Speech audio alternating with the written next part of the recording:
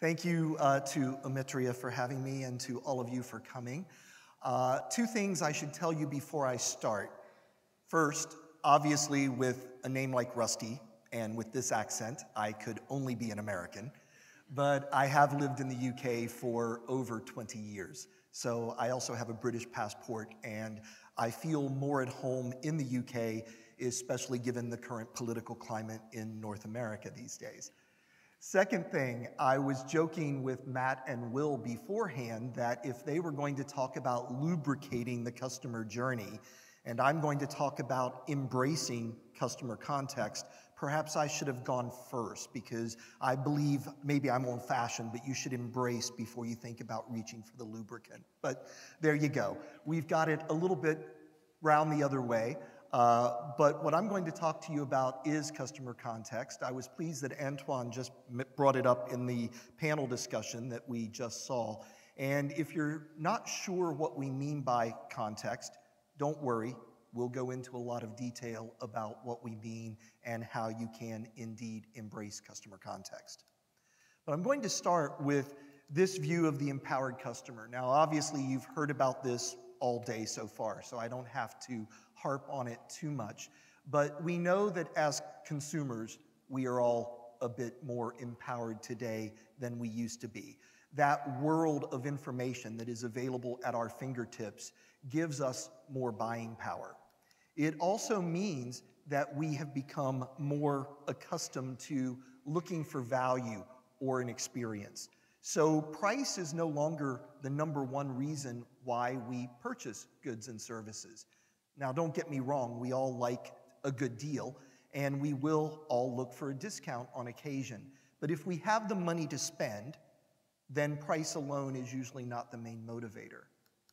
Also, we find that we are, because of how comfortable we've become with technology, a lot more willing to try new things. We will embrace a new technology and try it out a lot more willingly than we might have done in the past. And we refer to that as hyper-adoption.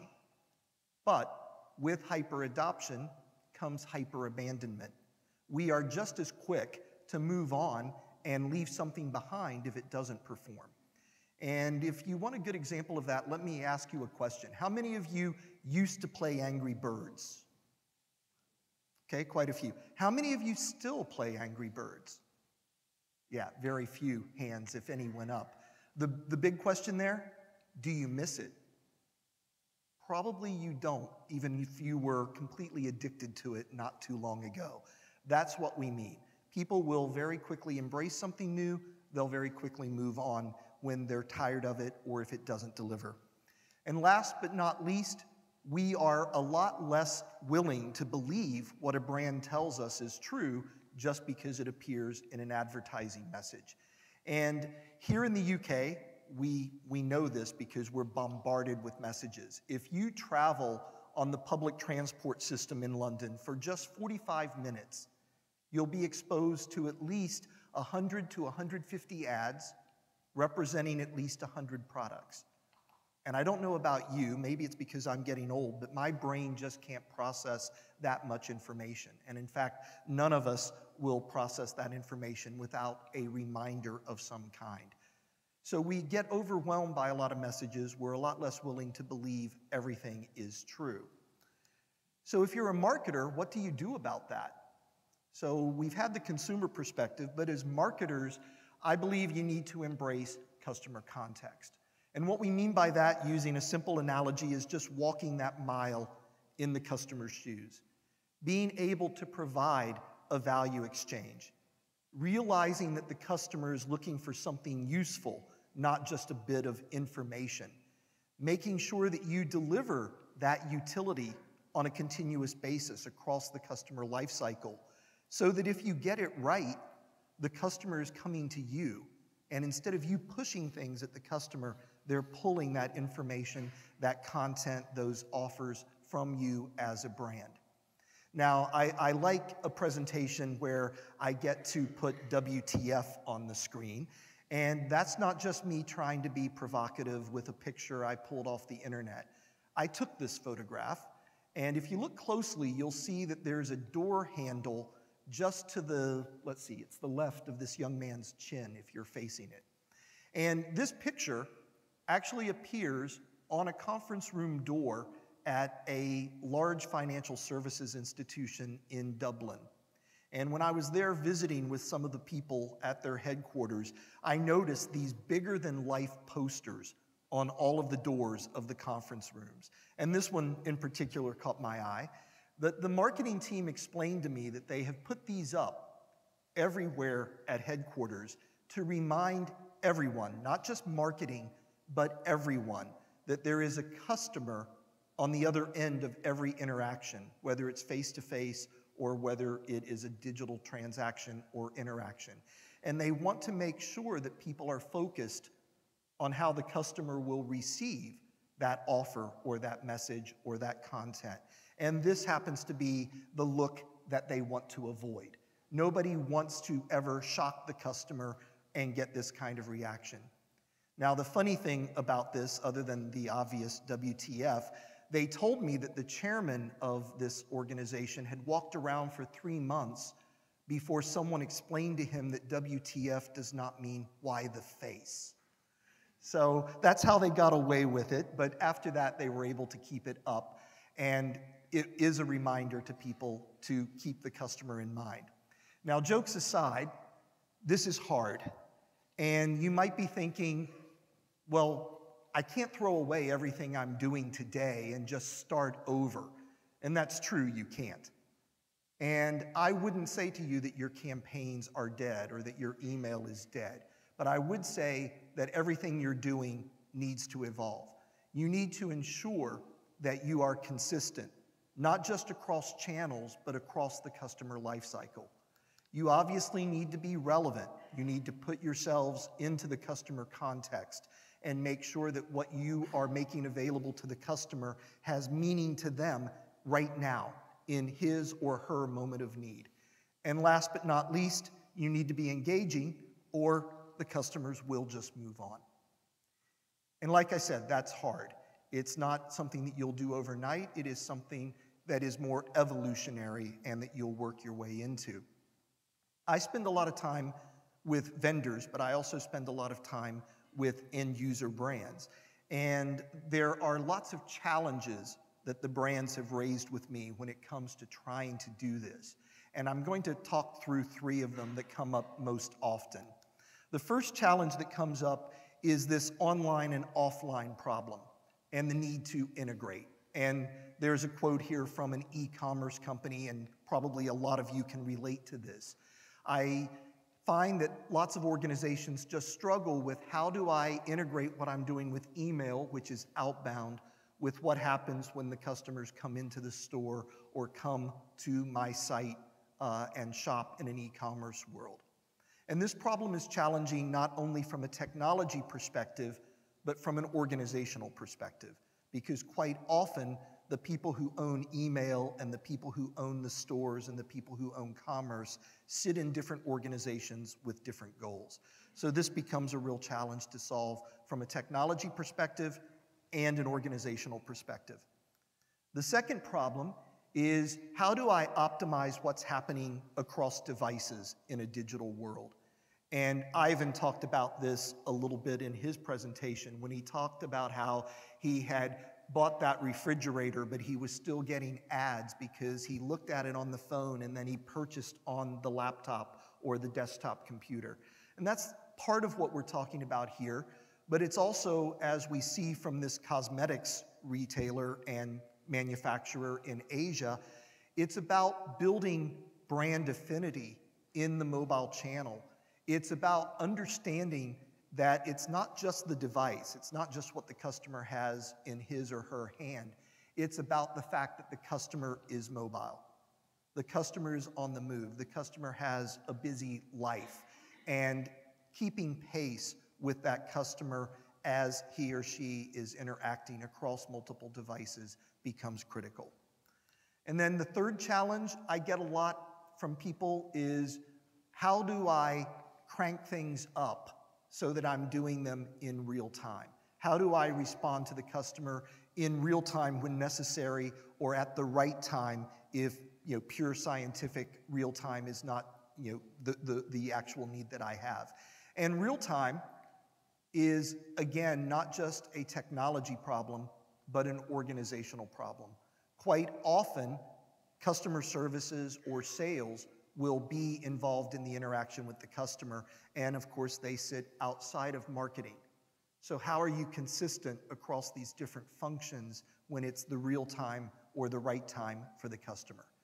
So those are the big challenges that people have, and in terms of addressing those challenges, at a very high level, and I can't stress this enough, it's a very high level here. You heard this in the panel discussion from Zagora, where you heard that there are so many technologies out there, and that is certainly the case. Many technologies, not just in marketing, but in sales and service and commerce and so forth. But at a high level, we put those into two buckets. Systems of insight, which have to do with your customer data, how you leverage that data to uncover the insights that you need so that you can execute. And then the systems of engagement that involve your content development, your marketing automation, and then how you ultimately deliver those interactions with the customers. So when I've looked at the technologies out there in the marketing world, as you all probably know, there's more than 5,000 marketing logos in the industry, and that's just marketing, not including commerce and sales and service. But of those 5,000 marketing logos, I've tried to put them into categories and shrink it down a little bit. I still end up with at least 62 categories of technology that marketers need to care about that roughly fit into these categories. And when you're looking at that, it can be a daunting task. So I encourage you, when you're looking at technology, take a step back and think about the strategy. Think about those three challenges I mentioned and whether they are important to you and to your customers, and then look at your systems of insight and systems of engagement as a way to address those particular challenges that you might have. I'm going to switch gears now, and we're going to talk about some customer examples.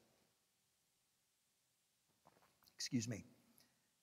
And in these customer examples, I'm going to give you 5, but we're going to talk about what the company was doing before embracing context and what they're doing now after embracing context.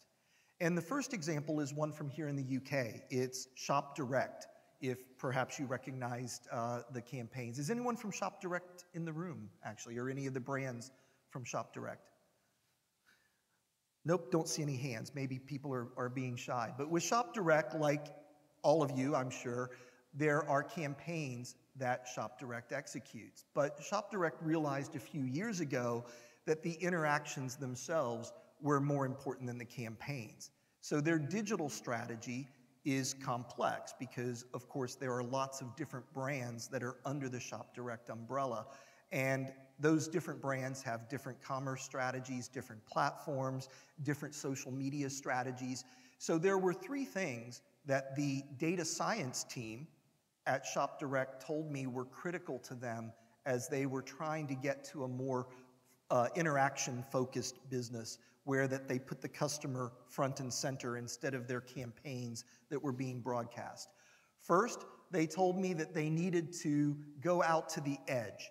They needed to apply the analytics to where the data was being generated on the different interaction systems across the different brands so that they could be more responsive to those customers as they were interacting. Secondly, looking at that organizational issue and not just the technology problem, they told me that they had a big challenge to convince everyone in the organization that this was the top priority. They told me that too many people wanted to say, that's the data science team and that's their job, or that's the commerce team, or that's the marketing team. So they had to look across the organization and figure out how to get everyone aligned behind that. And then the third challenge was just one of executive support. They told me that every year, and possibly some of you, because you're all in retail, have the same problem. They told me that every year, their budget would depend on how well the Christmas season went. And if they had a great Christmas, they had all the money in the world. If they had a bad Christmas, budgets and headcount would start to get cut. So they had to look at how to develop some customer-focused metrics that they could align with the business so that they could show clear financial return to the executives to get executive support. And once they were able to do that, they don't have to worry about Christmas sales in terms of getting their budget anymore. So that's the first example, going from campaigns to a focus on interactions as you embrace context. My second example is looking at segmentation and a move from that to recognition. And the example I'll use here is Pizza Hut, but this happens to be Pizza Hut in South Korea. So the quick service food industry in Asia is very different than here in Europe or in the United States, as you might gather.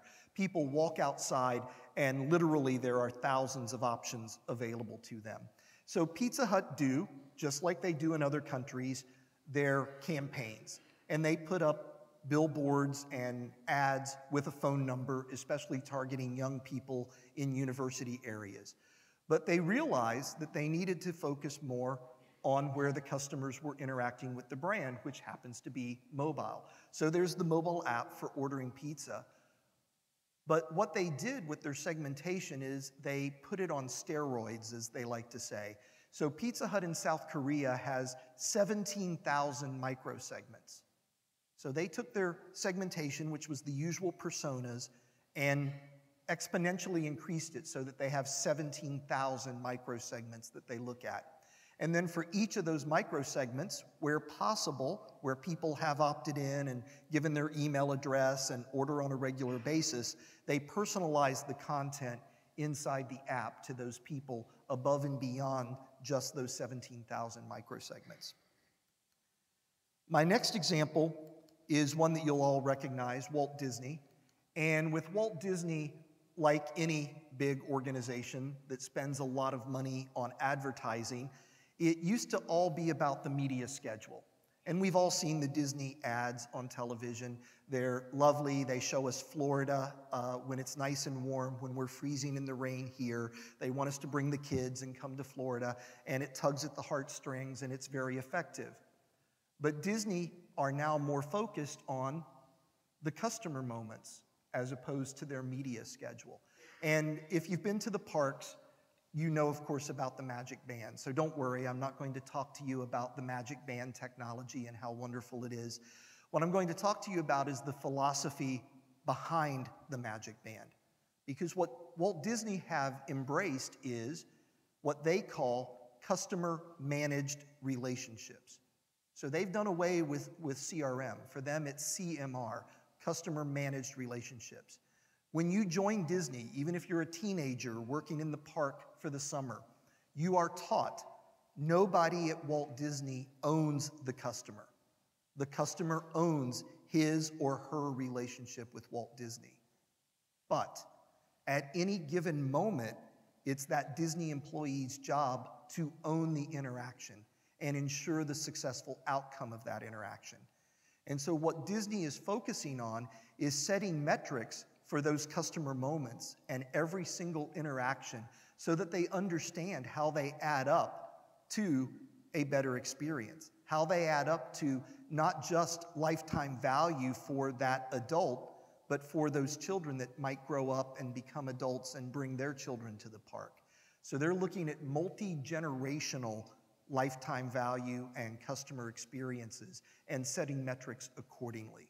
So now I know that's Disney, and Disney are a big organization, so they're able to spend money and apply people in ways that others can't do.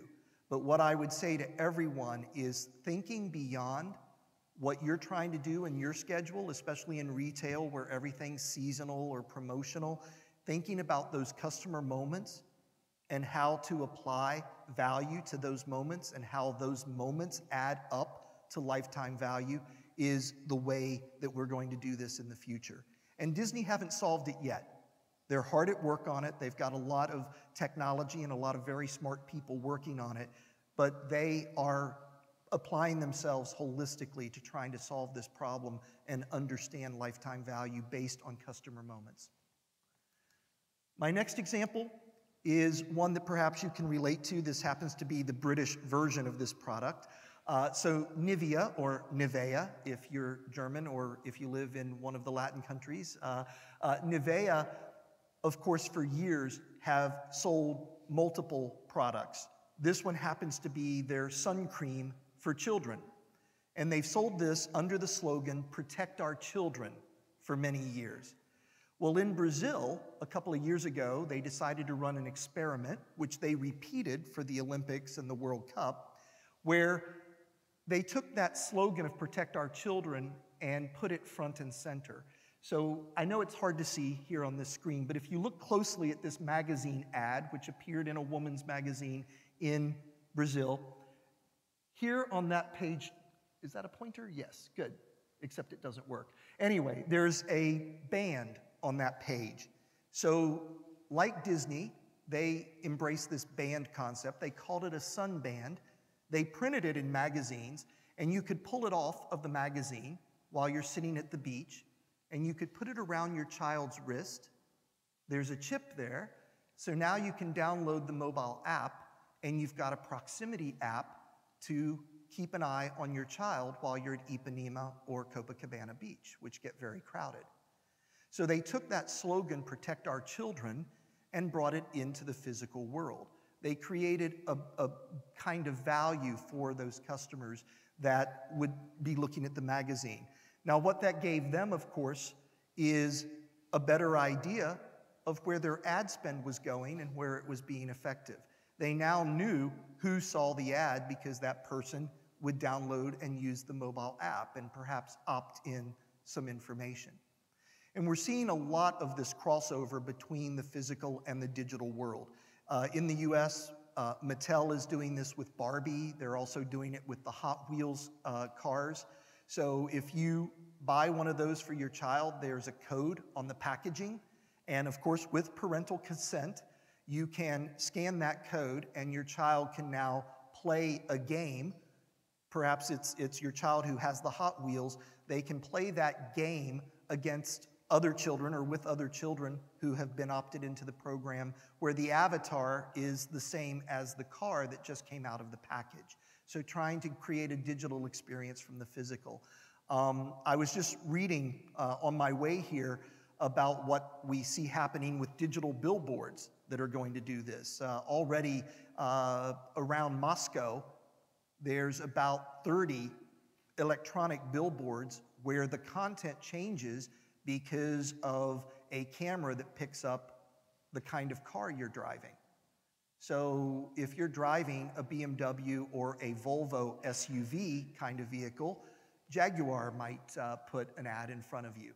So they're trying to get more contextual with the billboards as well in Russia, and we're expecting to see that pop up in the United States along the interstates any time now. Companies are already looking at how to do that. And finally, my last example here is, again, focused on trying to provide something useful. So this is a brand that you might know, Columbia, the sportswear company. And Columbia do great ads. They win awards for their ads. This happens to be one where if you buy a down jacket, you have an opportunity to win an adventure trip of a lifetime. So it's quite a compelling ad. But Columbia have also developed a mobile app. And Columbia, just like Nivea, have an ad slogan that they've had for many years, which centers around the greater outdoors. And this app is called What Not to Do in the Greater Outdoors. And of course, you've noticed the play on words. It's about a knot. And this app is all about knot tying. And I'm a former Boy Scout, so I've downloaded this app. And you can go to the app, and it'll give you step-by-step instructions on tying different knots.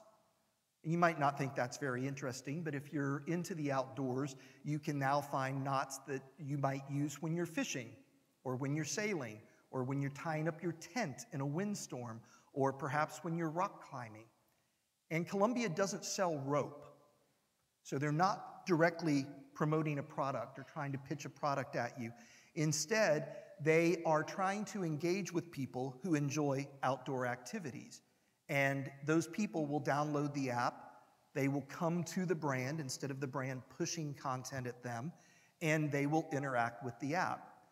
Now, of course, what Columbia gets out of that, if you think about it, is a first-party data management platform.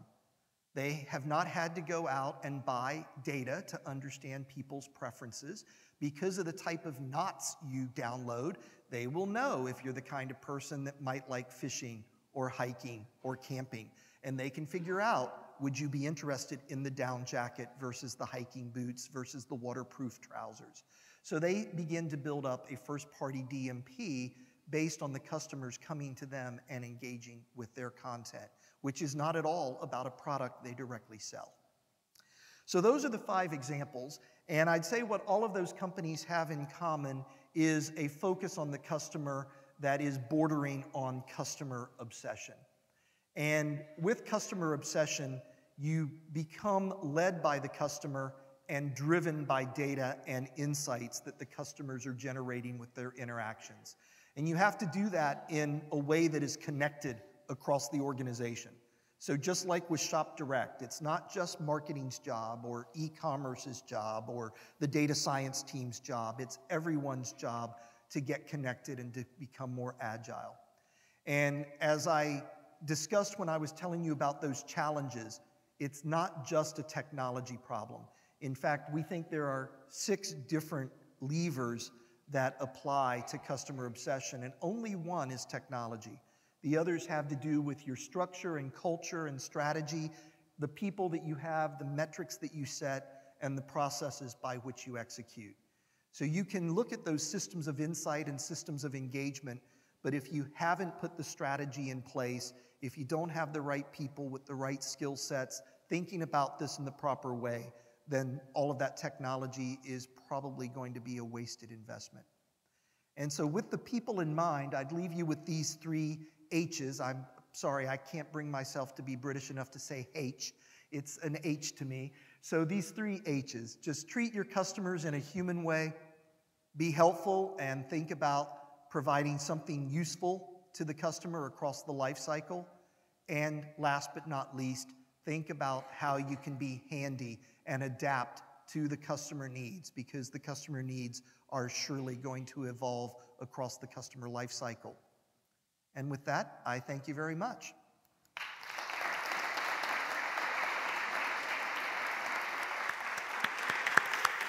Thank you, Rusty. We've got time for one quick question. So has anybody got something from the floor they want to? Right. I think if I heard the question correctly, it's about how did these brands decide on initiating some of those experiences? What data did they use to get started? Because obviously they'll capture a lot of data during the process, but it had to start somewhere. Is that a good summary? Yeah, well, and in these cases, it starts with a human idea, which is what I like about all of them. In a world where we hear about AI and other technologies, I'm still a big believer in the technology replacing some of the mundane tasks that we all have to do that humans don't scale well to handle, like data processing and some of the analytics, but you still need the human element for the ideas that get generated. Maria, during the panel discussion, talked about Stitch Fix in America and how they send you outfits and you get to look at them and you can send things back and you get things on a regular basis. A lot of the decision making is driven by analytics and artificial intelligence, but they have a whole staff of personal shoppers and stylists and buyers. And it's the human element that makes Stitch Fix work, because before things go out the door, even if the algorithm has decided these 5 things are perfect for Natasha, somebody looks at that, a human looks at it and puts their thinking into it and says, no, I really think that, Natasha doesn't like that shade of blue or whatever the case may be. And that's what happened with Nivea and Columbia and some of these other brands. People had to brainstorm about the idea. And I think bringing that human element into it and that ideation process is critical. So thank you very much, Rusty. Great talk. Thank you.